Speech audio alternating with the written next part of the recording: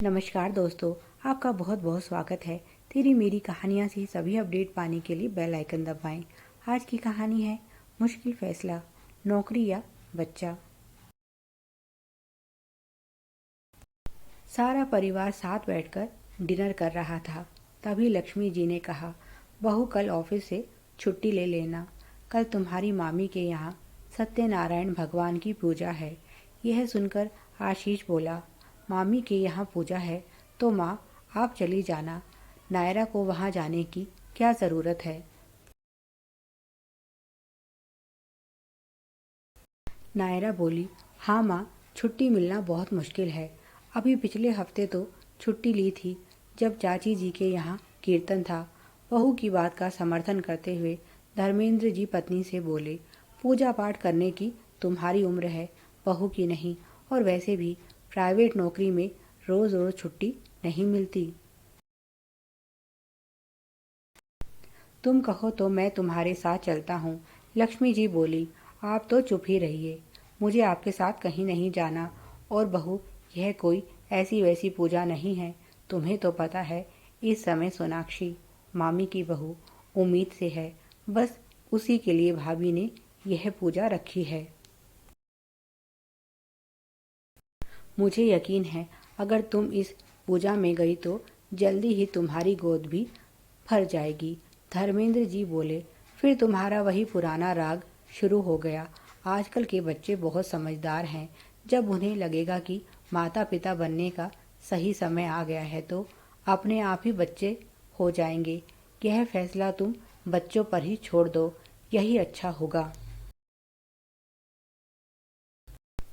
अभी इनके खाने कमाने के दिन हैं, इन्हें अपने करियर पर फोकस करने दो। अब तुम्हारा हमारा ज़माना नहीं रहा कि एक ही कमाई से घर चल जाएगा। आजकल तो पति पत्नी दोनों मिलकर कमाते हैं तो भी इस महंगाई में गुजारा मुश्किल से हो पाता है। लक्ष्मी जी बोली, मैं कौन सा इन्हें कमाने से रोक रही हूँ।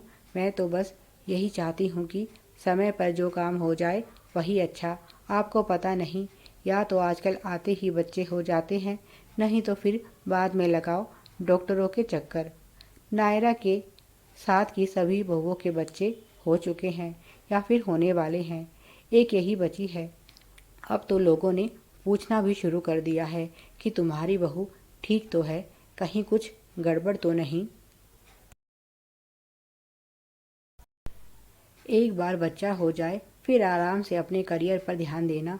बच्चे की चिंता करने की इन्हें कोई ज़रूरत नहीं है, उसे तो मैं संभाल लूँगी। आशीष बोला, यह सब तो ठीक है माँ, पर अभी हम बच्चा नहीं चाहते। वैसे भी अभी हमारी शादी को 2 साल भी नहीं हुए हैं और आपने अभी से बच्चे की जिद पकड़ ली। मैंने आपको कितनी बार समझाया है कि अभी हमें कम से कम 3 साल तक कोई बच्चा नहीं चाहिए, पर आप है कि सुनती ही नहीं। आपको पता है हम दोनों कितनी मेहनत कर रहे हैं। हो सकता है अगले कुछ महीनों में नायरा को प्रमोशन मिल जाए और उसे अमेरिका भेज दिया जाए। ऐसे में हम बच्चे की झंझट नहीं लेना चाहते। धर्मेंद्र जी ने उत्साहित होते हुए कहा, यह तो बहुत अच्छी बात है। बहू, यूं ही मन लगाकर मेहनत करो, देखना तुम्हारा प्रमोशन ज़रूर होगा। लक्ष्मी जी बोली, इसमें क्या अच्छी बात है। बहू, इस समय सबसे ज़रूरी है तुम्हारा पत्नी से माँ के पद पर प्रमोशन होना। कहीं ऐसा ना हो बाद में तुम्हें अपने फैसले पर पछताना पड़े। अगर बच्चा ही नहीं हुआ तो यह पैसा और तरक्की तुम्हारे किस काम की। किसके लिए तुम दोनों यह सारी मेहनत कर रहे हो। धर्मेंद्र जी बोले, इस तरह की नकारात्मक बातें करने की ज़रूरत नहीं है। मुझे समझ नहीं आता कि तुम्हें इस तरह की बातें कौन सिखा जाता है। बेटी, तुम इस तरह की बातों पर ध्यान मत दो और अपने करियर पर फोकस करो। आगे बढ़ने के लिए लोग अपने बच्चों का उत्साह बढ़ाते हैं, इस तरह की बातें करके उन्हें मायूस नहीं करते। लक्ष्मी जी बोली, हाँ, एक आप ही तो हैं इन दोनों के सच्चे हितैषी। मैं तो इनकी दुश्मन हूँ। मैं कौन सा बहू को काम करने से रोक रही हूँ। मैं तो इसकी भलाई ही चाहती हूँ। धर्मेंद्र जी बोले, यह अच्छा तरीका है भलाई का। आशीष बोला, बस अब आप दोनों शुरू मत हो जाइए। और माँ, मेरी बात ध्यान से सुन लीजिए। अभी हमें बच्चा नहीं चाहिए तो नहीं चाहिए, और दोबारा इस बारे में आप कोई बात नहीं करेंगी। उसने खाना खाया और चुपचाप उठकर अपने कमरे में चला गया। रात को उसने देखा कि नायरा करवटें बदल रही है। वह समझ गया उसे नींद नहीं आ रही। नायरा भी इसी उलझन में उलझी हुई थी कि उसे क्या करना चाहिए। कहीं माँ जी की बात सच हो गई तो। पर अगर अभी वह माँ बनने का फैसला करती है तो उसका करियर खत्म हो जाएगा और उसकी सारी मेहनत बेकार हो जाएगी। उसे फिर से शुरुआत करनी पड़ेगी, और क्या पता दोबारा उसे इतना अच्छा मौका फिर कभी मिले या ना मिले। आशीष ने प्यार से नायरा को पुकारा, क्या हुआ? नींद नहीं आ रही? माँ ने जो कहा उसके बारे में सोच रही हो? नायरा आशीष के सीने से आ लगी और बोली, आशीष, क्या मेरा यह डिसीजन ठीक है? आशीष ने प्यार से उसे बाहों में भरते हुए कहा, ज़्यादा मत सोचो, तुम्हारा दिल जो कहता है उसकी सुनो।